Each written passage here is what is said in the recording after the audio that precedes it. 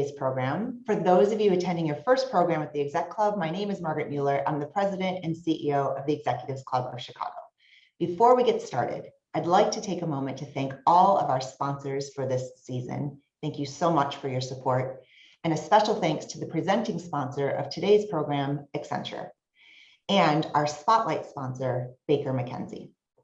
It's been an exciting season at the club so far. We look forward to welcoming you to a few more events before 2021 comes to an end. On December 2nd, we'll kick off the Chicago CEO series for our season with a virtual conversation featuring Timothy Walbert, chairman of the board, president and CEO of Horizon Therapeutics. On December 15th, I will be in conversation with Matthew Barzan, former US ambassador to the UK and author of the book, The Power of Giving Away Power, for a hybrid event at the American Writers Museum. And then a quick reminder to our Exec Club members that we are thrilled to host our annual holiday party in person on December 9th. And we have a special guest appearance by world-renowned chef and philanthropist, Jose Andres. It's going to be great. We really hope that you can join us. So visit our website to learn more about the exciting happenings this season at Exec Club. So on to our program. It is my absolute pleasure to welcome you all today. I am thrilled to have Julie Sweet, Chair and Chief Executive Officer of Accenture, as our very special guest, and I'm eager to dive into our conversation. Julie leads Accenture, one of the most recognized and admired global professional services companies in the world, and their mission to deliver the promise of technology and human ingenuity every day. Before we get started, I'd like to welcome Del Walker, Accenture Application Development Analyst and Apprentice Program Graduate, who will share a few words before I kick off my conversation with Julie. Over to you, Del. Thank you, Margaret. First, I'd like to say I'm truly honored to be here. In her role as Chair and CEO, Julie Sweet leads Accenture, a company of 624,000 people who deliver on the promise of technology and human ingenuity every day. I'm from Chicago, born and raised in Humboldt Park on the city's west side. As a graduate of Accenture's Apprentice program, I can tell you it was a true game changer for me. I came to Accenture through Year Up, one of our nonprofit partners. This experience led me to pursue a career at Accenture. 2 years ago, I joined the company. Today, I'm an application development analyst. I provide cloud support for one of our largest clients, helping facilitate their digital transformation on a global scale. It's National Apprenticeship Week. It's the National Apprentice Week, and I represent the 1,200 apprentices across 35 Accenture offices throughout North America. And with that, I want to take this opportunity to say thank you to Accenture and to Julie Sweet for her personal commitment to create apprenticeships like mine. Accenture is proud to support the Executives Club of Chicago, and we are pleased to welcome our very special guest, Julie Sweet. With that, I will pass it back over to Margaret. Thank you, Del. And I was saying before, I wanted to be sure I got her title right because she just got a promotion. So congratulations to you. So Julie, thank you for joining us today. I was telling you before we started that not only is Accenture an important global company, it's a really important member of the Chicago business community, as I'm sure you know. They've been a long-time corporate partner of the Executives Club, an engaged civic leader, and I know that all of the business leaders of Chicago who are watching are eager to learn from you. So Accenture now has nearly 625,000 people worldwide, serving 6,000 clients. It has grown dramatically under your leadership. So let's start with the beginning, with you personally. Tell us a little bit about how you grew up. Well, great, Margaret. But before I do that, I just want to pause for a moment and recognize Del. I mean, that was an incredible introduction. And if we take away nothing from this conversation, I hope that everyone watching will be asking themselves, how can I find Del's? And how can I invest and expand, in some cases, apprenticeship programs? Because, Dell is an incredible part of Accenture, of our 624,000 people. And our apprenticeship program is about finding great talent. And you just saw just an outstanding example of what I think makes us successful, that we are really devoted to finding the very best talent in every place that we can. And so thank you, Dell, for that great introduction and for being such an amazing representative of an opportunity that all of us in a talent constrained environment can execute on. So I just wanted to acknowledge Dell, and to hopefully, I know we're going to talk a little bit more about that. I hope everyone was inspired, as inspired as I was in listening to her, and to what having great people like Dell on our team can do for our clients. So we just start with me. I grew up in Southern California. In Tustin, California, in a little town where there's still a sign that says "Work where you must, but live and shop in Tustin." So, which I love. And my dad painted cars for a living. So he worked at a Honda body shop most of my childhood. And my mom went to school when I was in middle school because my parents, my dad would have liked to have gone to school. He got a GED, so he didn't graduate from high school. He went to the Army and got his GED. But, with 3 kids, you were not going to have, he was the main breadwinner. So my mom worked part-time and went to school and actually graduated from college my freshman year in college. And so my parents, I was really fortunate. They, had a lot of sayings when I was growing up, but mostly they, told me that I could do anything as long as I worked hard enough. So, and here I am today, and I'm very grateful for that upbringing and for the example that they gave me of hard work and, being committed to the right things. The other thing they used to say is we don't have money, but we have time. And so I grew up in a household that did a lot of service, and I'm trying to carry that on in my own family. That's really great. My dad was a mechanic. And so this kind of touches on what we were talking about with Dell, right? That there is potential everywhere, and to open our aperture and what we're seeing with these first generation college graduates, the potential is tremendous. I'm just excited that we're finally tapping into all of this latent talent.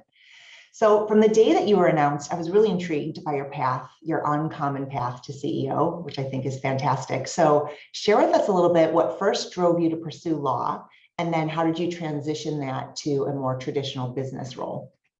So for those of you who are in my sort of zip code of age, I just turned 54, you'll remember LA Law. And I'm sure that LA Law had an influence on my desire to be a lawyer.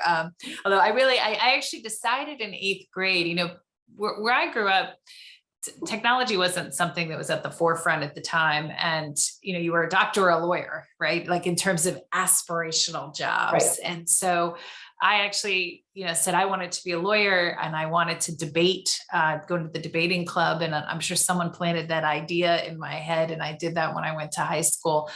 And if you fast forward to when I graduated from college, I remember sitting with one of my mentors, Professor Haley, and I was about to sign up for a lot of debt, 3 years of law school.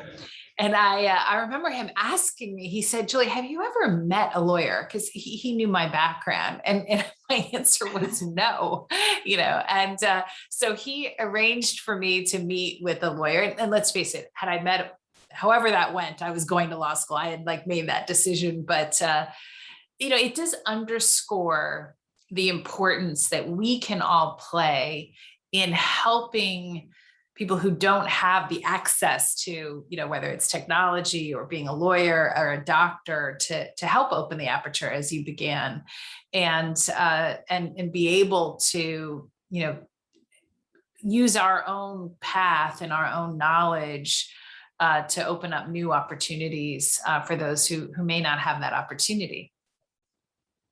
Yeah.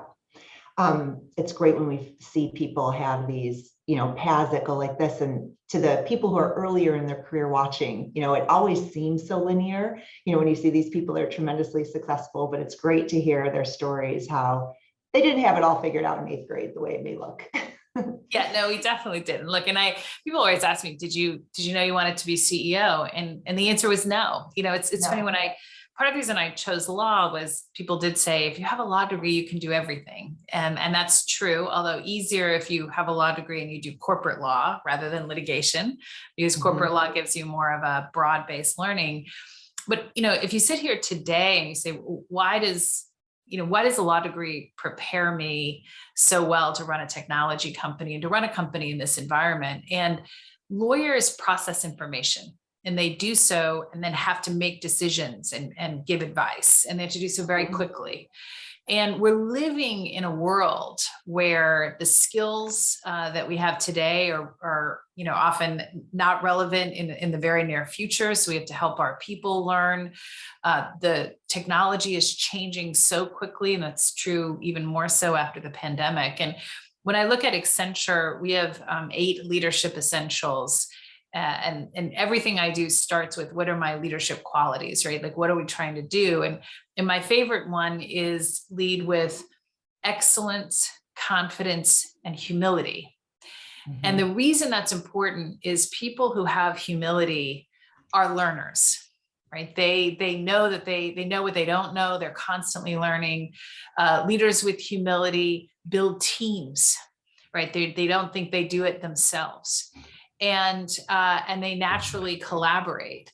And as we look forward, I mean, the skills, regardless of your background, is if you are a learner and you have humility to build great teams, you will accelerate either in your career or in helping your company accelerate. Yeah. And it's a life's work, right? Finding that leadership style that's authentic to you and figuring out like what that is about Julie Sweet, that really makes you shine as a leader. Thank you for sharing that. So as we mentioned, Accenture has experienced significant growth in recent years. I'll ask you, to what do you attribute its success? It's a great question. And it starts very simply with our focus on what clients need both today and tomorrow, and then our people. And so what do I mean by that? We can only be successful if we create value for our clients. And the thing that we've done consistently over time, because we're super close, we serve 75% of the Fortune 500. Our top 100 clients have been with us. 95% have been with us for over 5 years, over 10 years actually. And we stay super close to clients. And we know that we need to help in the challenges, but also look ahead. So if you go back to 2013, we were the first company in our industry to say that every business would be a digital business. Every business would be a digital business. Now, sitting here today, that seems obvious. Back in 2013, it was not obvious. And we were anticipating where we needed to go as a company by what we could see our clients needed. And that's why we started our first transformation. And, we are in perpetual transformation. And I think that's even more important of a mindset today than it was back then. Because even as we predicted that every business would be a digital business, our own business was less than 20% digital, cloud, and security. And we executed a strategy that in 6 years, we went from less than 20% to 70%. So we literally reinvented the core of our business over 6 years.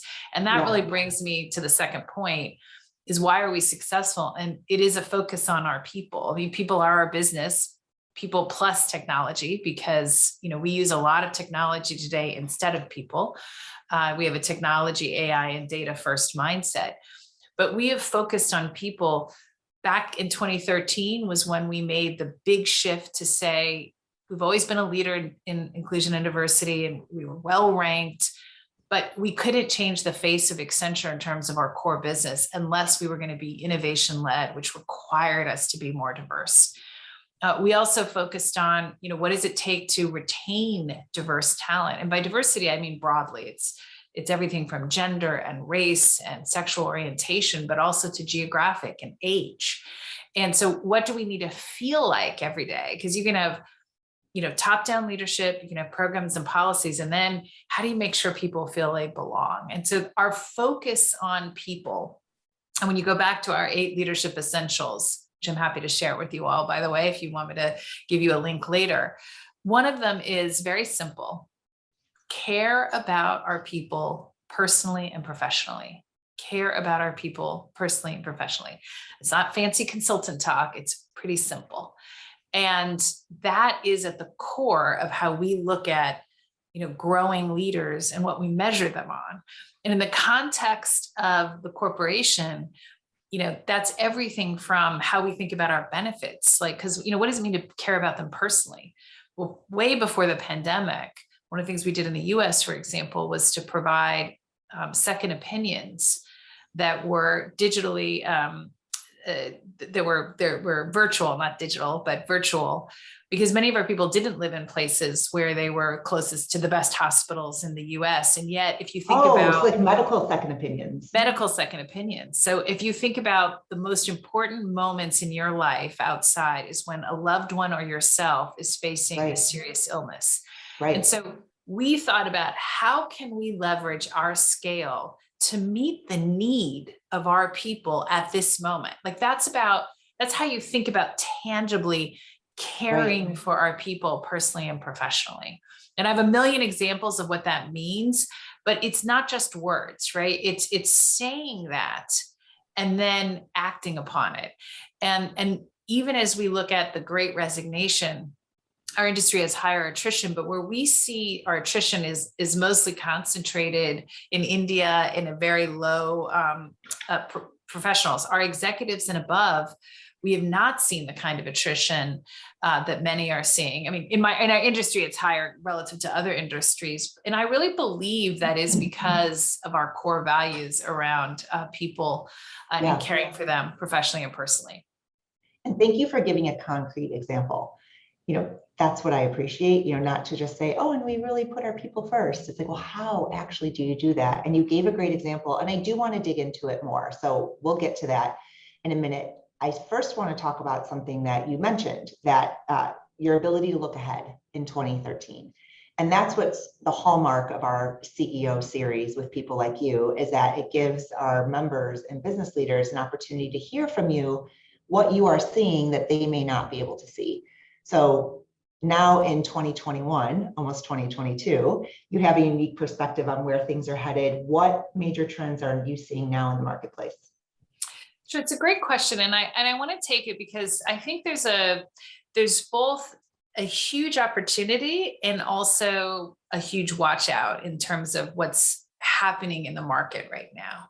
So I want to take you back to 2019 for a moment, which is when we put out some research that was some of the best we've done in our history. And at the time, way before the pandemic, we were saying, for those who were already leading in digital, was it paying off? Right. And we did this research across 8,000 companies in 20 industries or 20 countries and 13 industries. And what we looked at is we measured companies by their technology depth, breadth, leadership, and culture. And at the time, the top 10% were performing 2x the bottom 25%. And this was on average across the industries. Mm-hmm. When you got to the pandemic, we predicted that overnight that gap had widened, and we committed to doing that research again a year into the pandemic, and we published it in the last few months. And that gap widened from 2x to 5x. Oh, wow. 2x to 5x. But what was really interesting, which I think is inspiring, is that there was a group that statistically didn't exist back in 2019. And that is what a group we're calling the leapfroggers. About 18% of companies on average are performing at 4x the bottom 25%. And these are companies that weren't leaders going in. They're not in that 10%, but who have committed to taking the same steps. And there are 3 things that we see in the leaders and the leapfroggers. So I just want you to think about this. It's about a third of most industries. And the 3 things we see are, first, they're touching 2 times the number of processes and have a much broader reach across the organization and what they are changing. And we call that compressed transformation. It is absolutely driving our business, and it's hugely increased. in the last 12 months compared to pre-pandemic. So compressed transformation. The second thing is they're cloud first and embracing emerging technologies. So in the US, for example, among the leapfroggers, 55% significantly increased their investment in artificial intelligence. So cloud first and emerging technologies.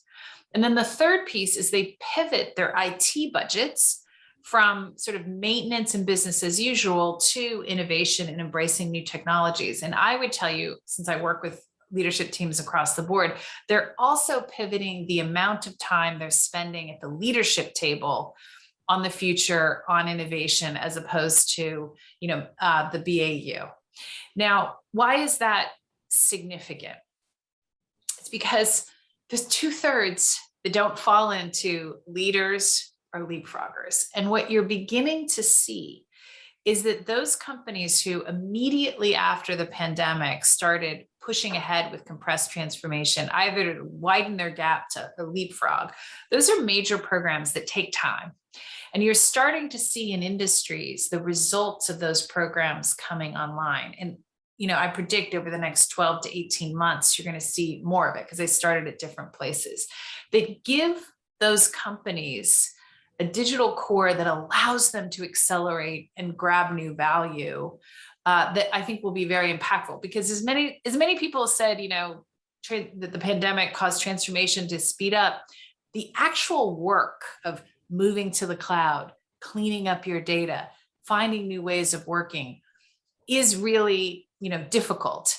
And you can't do that sort of simply overnight. The last thing I want to give you an example of, though, is a lot of it you can do a lot faster than if you had been a leader 5 years ago.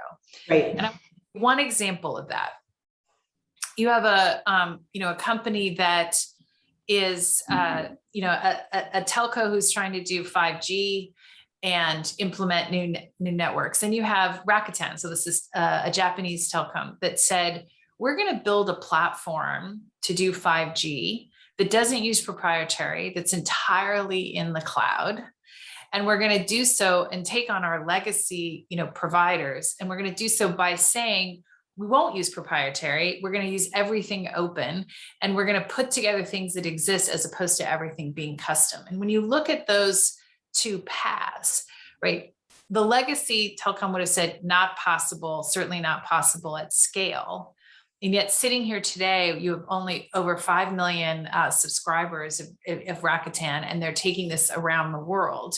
And they've defied, and they've done it at a lower cost. And when they started 3 years ago, right, everyone was saying, not possible, right?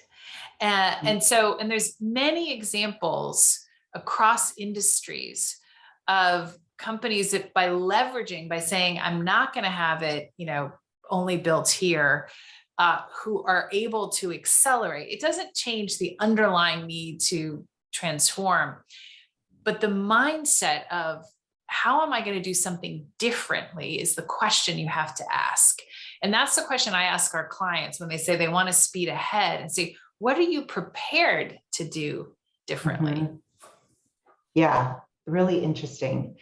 I know we can keep talking about this, but we have a lot that we want to get to. So I'm going to keep moving us along. So I would like to talk a little bit about Accenture's presence and commitment to Chicago. We are the Executives Club of Chicago. This is the Chicago business community. From your perspective as a global CEO, why is Chicago a vibrant place to do business for Accenture? Well, first, I think it's important just to establish how committed we are. We've doubled the number of people we have in Chicago over the last 5 years. And I think that's an important testimony to the fact that we think the market's really important and that we think, the companies that we serve there, and better than I, all the stats, 37 of the top 500 are headquartered in Chicago.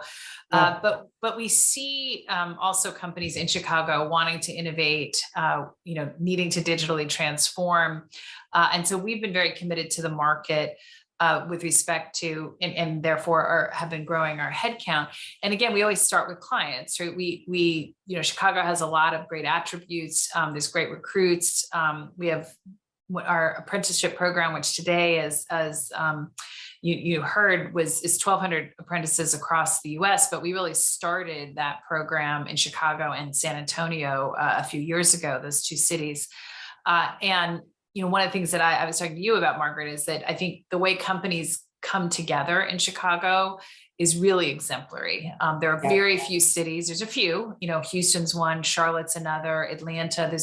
And the impact you can make because companies are willing to work together is tremendous. And so, these sort of great companies who need us, really good educational institutions, and then, corporates who really do come together around missions. And, one of the things we started with Greg Case a few years ago at Aon was the Chicago Apprenticeship Network. And I want to make sure we get a plug in for the network.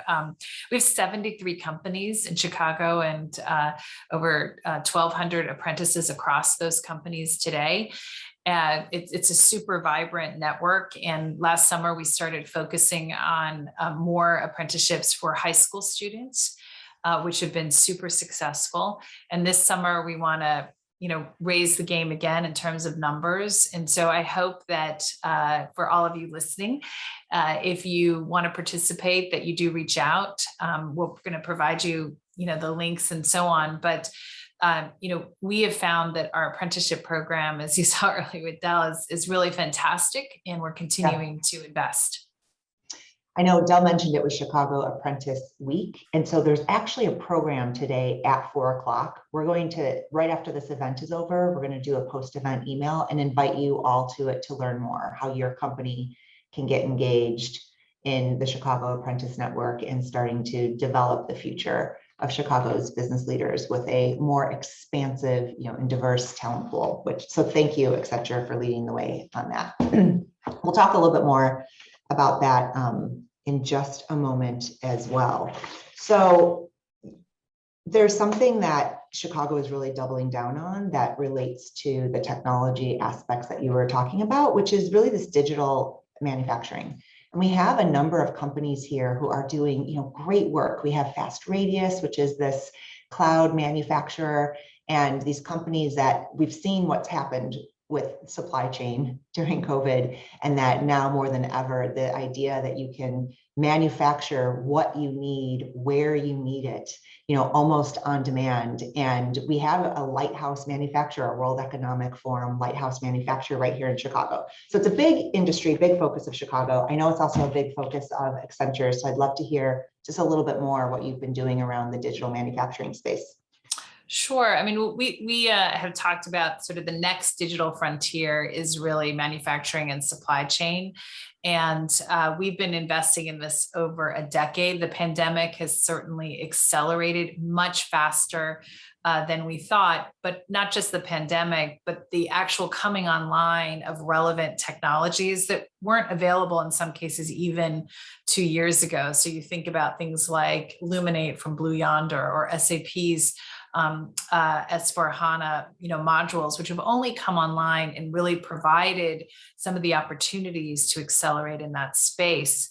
And there's a Gartner study that came out recently that says that 91% of boards of directors interviewed believe that over the next 12 months, the biggest opportunity for digital transformation is in fact in manufacturing and supply chain.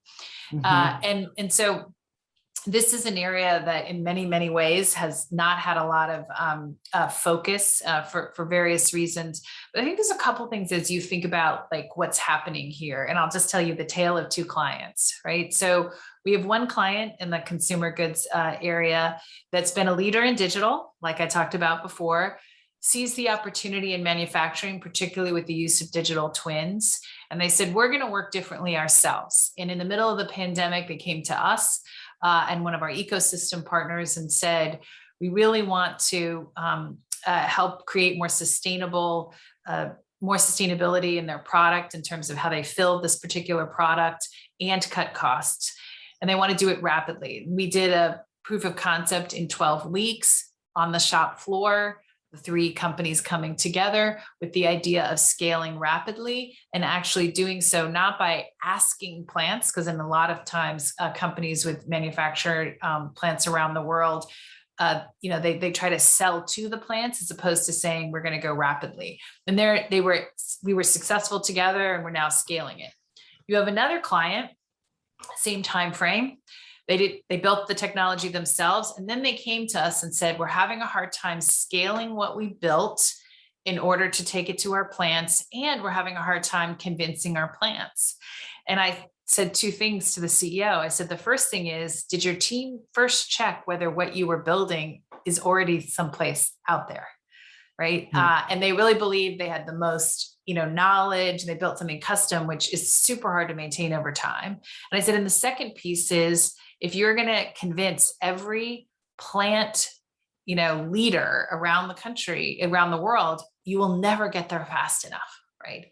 And this goes to this idea, of leaders, leapfroggers, and other, not building your own, knowing what's, out there first, and also being willing to say, I don't need to customize everything. And so, we do believe that in manufacturing and supply chain, there is a battle going on right now as to who is going to make this a real competitive advantage. And that's particularly true in certain industries, because life sciences manufacturing, for example, is different than in, consumer goods, just different in chemicals.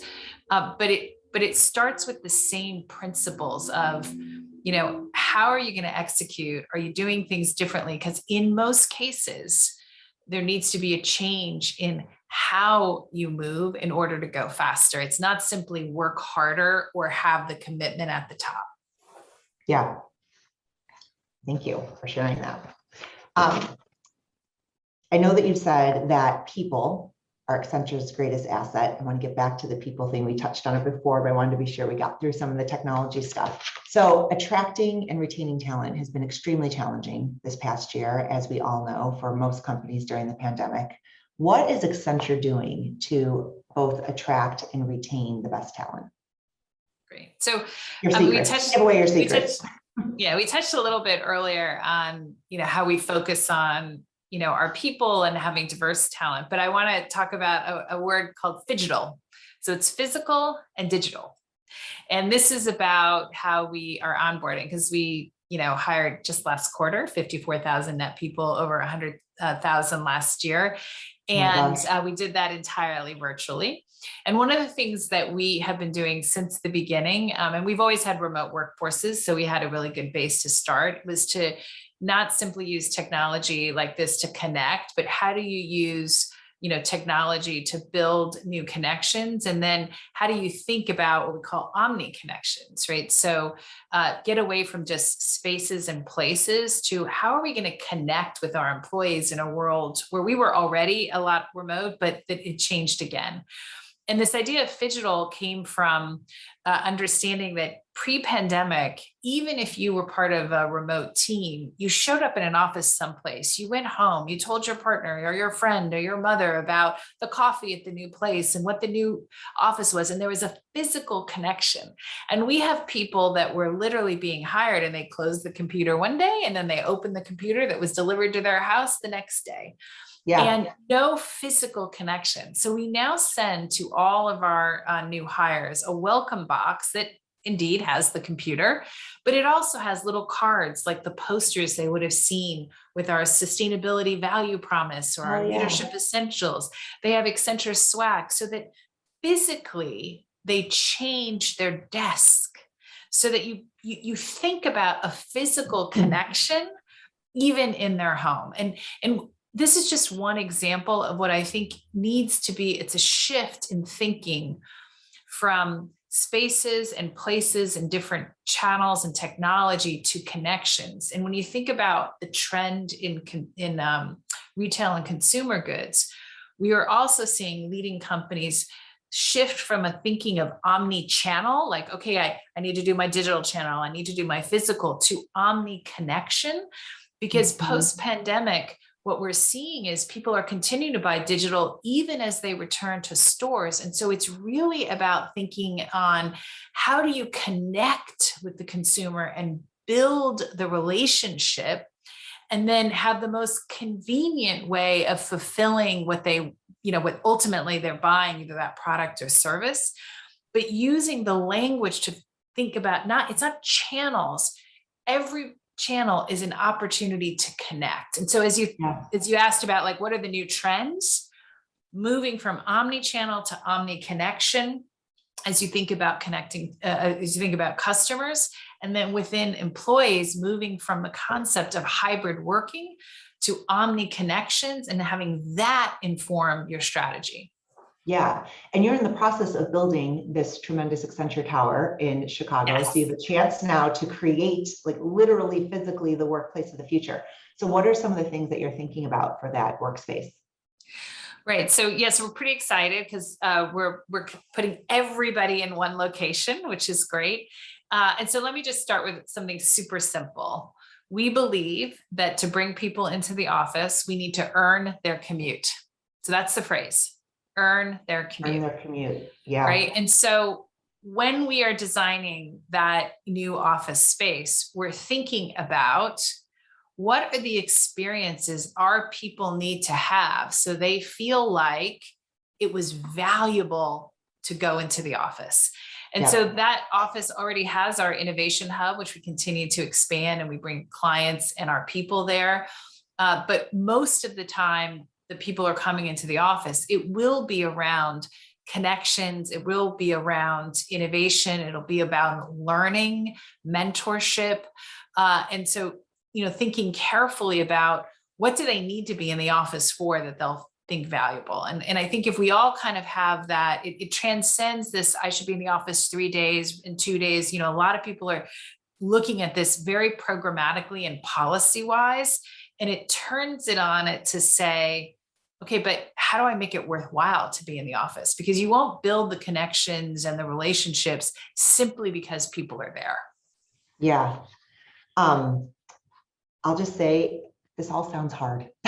This omni-channel and earning the commute. I mean, this is not going to happen overnight, right? This is going to be a process. And I think some companies are going to, do it better than others. But how great that you have this opportunity to just build this space from new. Like, that's a really great timing. Good job. So you talked a little bit about the leadership essentials. I would also love to hear about this commitment to being sure that your people are net better off for being at Accenture. If you can share that a little bit more. You have some really great nuggets. I love this earn the commute. And I've also heard about this net better off concept, which I think is really important. So if you can talk a little bit about it. Great. We did some research along with Marriott CHRO that we published, and we should definitely make available to everyone watching in a link that talks about, how do you be the most attractive to both attract and retain employees, and this concept of being net better off. And so it's another way of talking about our very simple leadership essential of caring about people, both personally and professionally. And it has a 6-point, sort of framework. And so of course it has the things you'd expect: great professional training, paying, market level pay, having the opportunity to, to move up in the organization. But it also focuses on well-being, both physical and mental. And so things like we've done at Accenture, we've had over 180,000 people complete our computer-based, science-based program on how to manage stress and anxiety that we do in partnership with Thrive. And that program, everyone who goes through it says on average, it decreases their stress and anxiety about 11%. But it's tied very much to, in terms of leaving our people net better off, is a focus on their well-being. The second sort of other way of thinking about it is relationships. And so being part of net better off has a relationship component. And some of that is what we would traditionally think about, sort of the inclusion part of inclusion and diversity, but it goes beyond that, particularly in a world where you do have now at scale hybrid workforces. And that's what, for us, that manifests itself in this commitment to omni connections, because it is the relationship component that builds the ties, the loyalty. We know from the science that people who have built relationships at work are more engaged, are more loyal. And so how do you then go from having this be one of the components to that? And I think that's the key, is when you look at the Net Better Off research and you look at the 6-point framework, they're not just words. What they do is inform you as to how to think about your talent strategy and your experience strategy for your employees. And do you have tangible action? So when we thought about the relationship piece, it made us really think about and come around to this omni connection, because that was about how you build the relationships in a world that's even more remote than pre-pandemic. Hopefully that's helpful as you look at the research. I know, and we'll be sharing all of these links. And I think that's what's been so concerning during this, like not the employees who've been with us for a while and are able to pivot and transition, and they know their teammates and their clients, and they're able to work in this omni connection platform seamlessly. But thinking about this word apprenticeship even more broadly, and the 54,000 employees that you've just brought on, you know, how do we help them develop these relationships and connections at work and apprentice them into the jobs? And I think it's going to be just an ongoing challenge that people are figuring out. I don't know if you have any glimpses into how you're doing it well. I do want to share you something that's super exciting that we're doing that's on the bleeding edge. Okay, so I will admit that many of you cannot do this yet. That's our job to do this, but we have, just bought over 60,000 Oculus headsets. So sorry for all of this. You're trying to find it for the holidays. And why did we do that? So again, if you go back to how do you build relationships, one of the ways you build relationship is through shared experiences, which we are not able to do in many parts of the world still. And one of the things we piloted during the pandemic was to use virtual reality to create shared experiences as a part of our onboarding. Now, virtual reality, the science says, actually helps your learning. So it's a way of teaching, and onboarding people around Accenture that we know is effective. Not doing virtual reality for hours, by the way. There's like time segments. It's usually on average 30 to 45 minutes. But the science says you can actually learn better in virtual reality, so if done correctly. But also the technology, we use Microsoft's unmatched and then our own platform that we've been building for a decade. And I'm telling you, a decade ago, it was terrible. Now it's amazing. Like you use this platform, you get off, it's almost jarring because it's so real. And so what we did was to design to say, when we're onboarding of all of these people, we want them to learn differently and better. So a part of it's virtual, but also have this cool experience with each other. Because right now the technology is still pretty new and have something to talk about. Isn't that great? It's a shared experience and an exposure, of course, from the moment they come to Accenture that we're going to be cutting edge. And so I wanted to share that because, first of all, I think virtual reality is amazing right now and can be leveraged more cost effectively and more realistically than many companies are using it. But also it's an example of how to really not just digitize your onboarding or your relationship building by using, Zoom and Teams, et cetera, for video, but thinking about how technology can also enhance the building it using old-fashioned principles. Like it's really cool to do something together, and you could do something together new, even virtually. Yes. And there's even some early research coming out of Stanford that virtual reality experiences have a way to imbue empathy, like many multiples above any conversation, hearing about someone's experience, because you can literally and figuratively put yourself in someone's shoes and experience the world as them. I mean, it's early days in that data too, but I'm so excited for the potential of this, which then gets us to inclusion and diversity, which is also a really big aspect of Accenture's mission. How have you been approaching it? What have you learned? We know that this is a big focus for many companies. What can they learn from you? If for those who are maybe embarking on this for the first time? Well, maybe to put another plug in for apprenticeship programs, if you look at Chicago, the approximately 1,200 apprentices that we have in the Chicago area network are diverse from a geographic perspective, since about 50% come from the south and west sides, where there's a big focus on economic recovery, and over 60% are diverse, and over 80% do not have four-year degrees. And so apprenticeship programs are a way of accessing great talent and also great diverse talent. So just a little plug there. I mean, look, if you go back to the 2013, when I said that we had to rotate our entire business, at the time, our philosophy was we were fast followers, and you were not going to be successful. We had to become innovation led. And so we made the decision, even as we were facing financial headwinds, because that same year we also missed earnings for the third time in our history, as we started to see the shift in technology that our clients couldn't see yet begin to impact us. We said we need to double down on diversity, because we would not become innovation led and move from a culture of fast following unless we were more diverse, broadly speaking. And so it became, at the top table, a business strategy. Within a couple of years, with respect to gender, which applies globally, we first in 2015 put out our goals with respect to recruiting. And then in 2017, we said that by 2025, we had a public goal to be gender equal. We started in 2013 with 250,000 people and 36% women. Today, we're 625,000 people and 46% women, and we will hit 50-50. That's amazing. So, but we've treated it in every dimension as a business priority. And I'm super excited that this year we just launched a new framework for measuring our managing directors. We have 9,000 globally. And as they set their priorities for the year, there's only two priorities that are required. And one of the priorities is their individual contribution to inclusion and diversity at Accenture.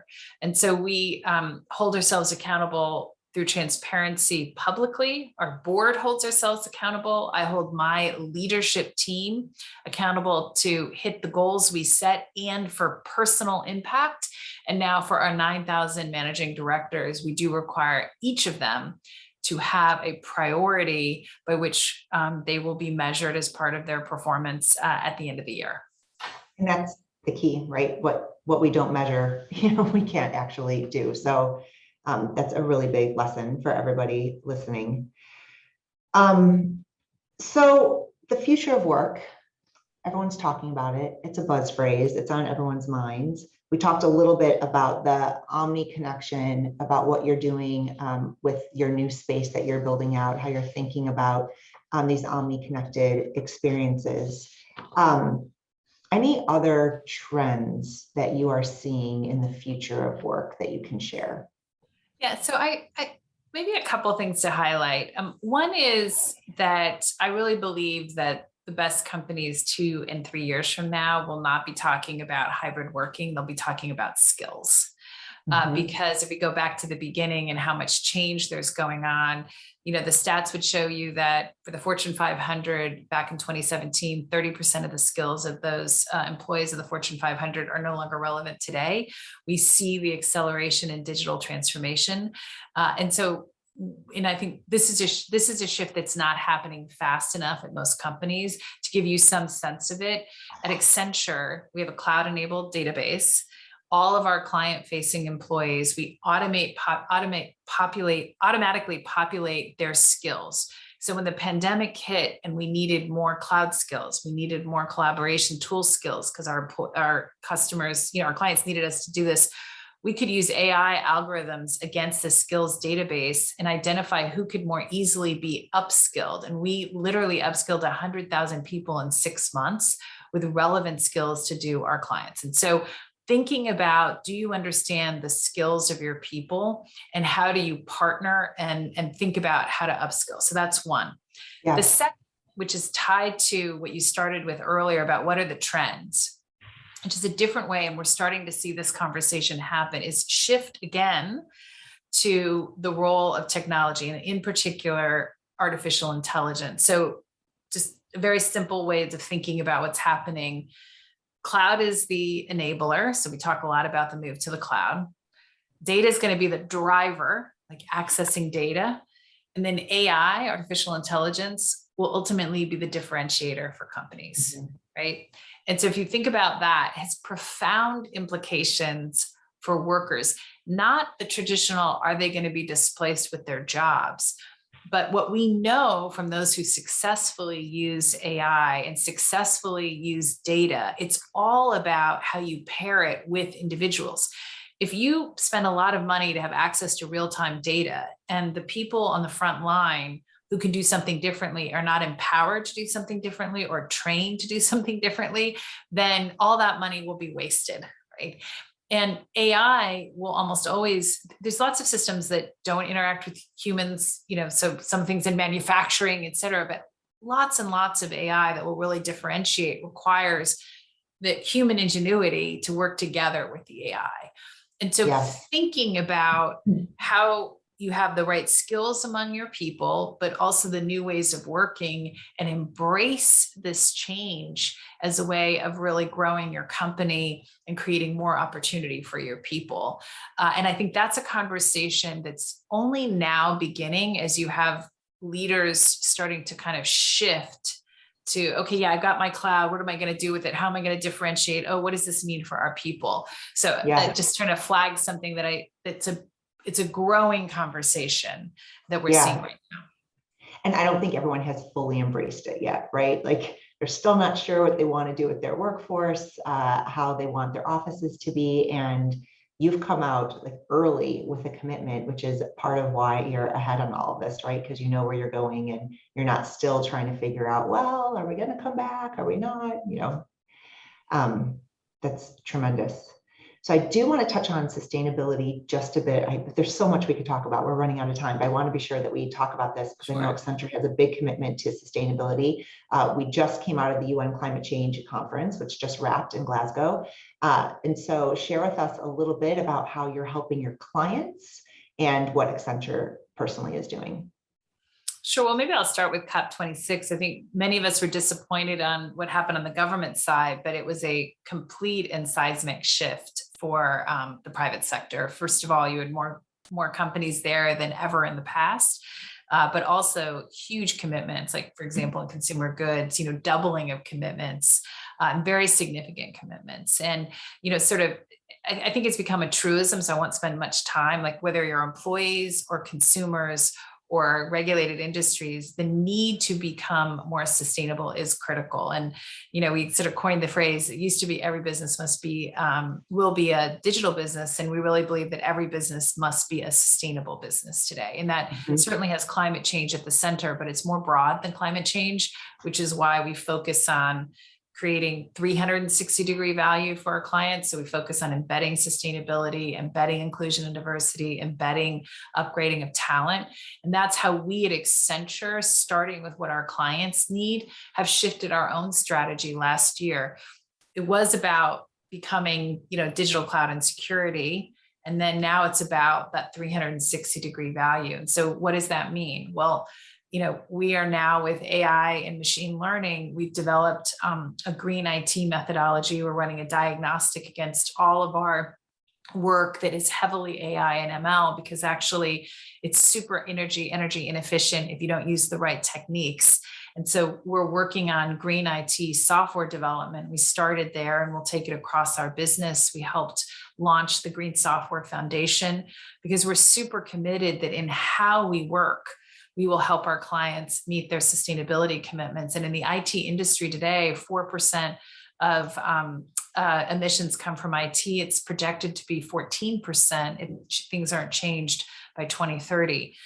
We're also taking on, big areas. So 40% of emissions come from buildings. In fact, COP26 was notable that for the first time ever, they had an entire day devoted to sustainable businesses.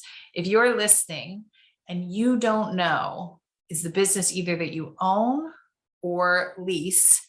Is it maximum energy efficiency? Is it contributing to your commitment? Then it probably is not, right? And it's a super simple question. Again, technology that didn't exist a year or 2 years ago does exist now. We partnered with Johnson Controls, who came out with this technology. They have a managed service so that you can think totally differently. You can look at your network of buildings across the globe and operate them differently. You can work with your lessor in a different way. And I just sort of tease that for all of you, because companies today, have a lot of change, and depending on the industry that they have to make. And there's certain things that are horizontals that are lower hanging fruit. And we're doing the same thing at Accenture. We're looking at buildings.